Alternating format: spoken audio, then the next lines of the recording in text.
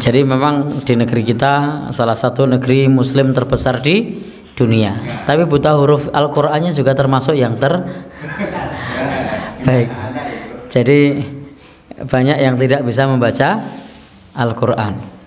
Kalau dalam sensus penduduk itu memang jumlahnya sudah 50-50 yang bisa membaca Al-Qur'an. Tapi itu pengakuan di tes yombo. Apakah memang bisa membaca Al-Qur'an? Ya, tapi pada prinsipnya kita sebagai kaum muslimin itu dituntut untuk belajar membaca Al-Qur'an, karena dalam sholat kita membaca Al-Qur'an, dalam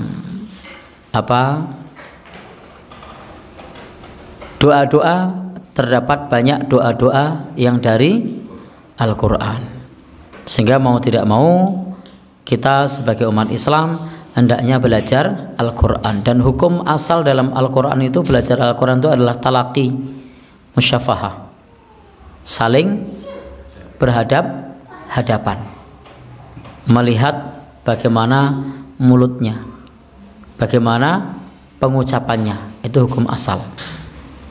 Jadi kalau mau belajar ya seperti itu. Lalu bagaimana kalau dituntun talqin? Boleh. Jadi membaca itu tidak harus membaca tulisan dalam konteks membaca Al-Qur'an, tapi boleh dengan hafalan, yakni ditalqin, dituntun, lalu kemudian hafal. Untuk membaca Al-Qur'an autodidak, maka ada kemungkinan makhrajnya tidak tepat, sifat hurufnya tidak tepat. Kalau lagunya mungkin sama-sama indah, apalagi orang yang sudah punya modal suara ya bagus, itu bisa jadi lagunya lebih indah daripada yang tajwidnya benar. Tapi orang yang paham tajwid dengarnya juga agak janggal, kok aneh.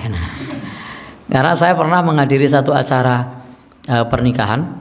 Pada saat di acara pernikahan itu ada yang membaca Al-Qur'an, dan bacaan Al-Qur'annya itu irama langgam bacaannya itu bukan dengan hijaz, bukan dengan bayati, bukan dengan nahwan, bukan dengan ros, bukan, tapi dengan bacaan lagunya adalah lagu ayat-ayat cinta. Ya. Tapi pada saat itu yang dibaca adalah Al-Qur'an. Itu nadanya bisa pas. Cuman kemudian panjang pendek Qur'annya jadi kacau. Tapi nadanya bisa pas. Dan banyak ibu-ibu yang memuji. Wah, top ya anak-anak muda kreatif. Saya berpikir hancur ini. Tapi orang-orang bilang bagus. Karena memang itu tadi tidak paham tentang tajwid. Karena dia suaranya modal bagus. Bacaan Al-Qur'an wa min ayatihi an khalaqalakum itu dipaskan dengan nada ayat-ayat cinta. Nah, saya juga baru tahu kalau itu nada ayat-ayat cinta itu setelah tanya dengan orang lain. Itu kayaknya nada lagu deh, pernah dengar apa?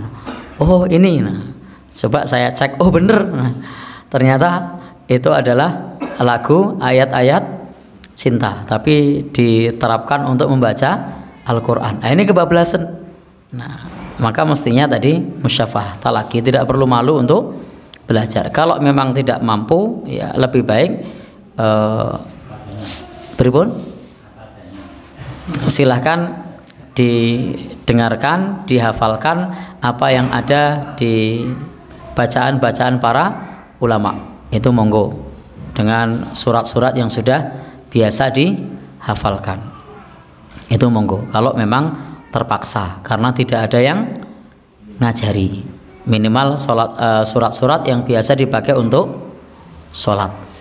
Supaya panjang pendeknya pas, disimak baik-baik. Tapi itu belum cocok. Kenapa? Karena tidak melihat posisi mulutnya. Tapi minimal kalau memang tidak menemukan, ya simaklah bacaan para ustadz, para masyayikh, karena sudah ada sosial media saat ini. Lalu kemudian ditirukan, atau ikutilah bimbingan-bimbingan yang online kalau memang di daerahnya tidak ada. Atau kalau sekarang gelem ngluruk nang kota wis oke. Yang kontaknya adalah kemauan kalau sekarang ini. Asal ada kemauan, insya Allah ada. Tapi kalau dulu mungkin ya ada kemauan, tidak ada gurunya.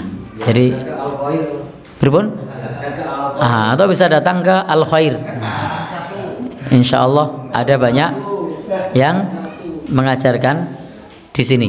Begitu Pak nggih. Silakan nanti teman-temannya diajak ke Al Khair. Nah, supaya bisa belajar. Tapi intinya tadi kalau memang terpaksa tidak ada, maka fattaqullaha mastata'tum. Bertakwalah kepada Allah sesuai dengan kemampuan. Wallahu a'lam bishawab.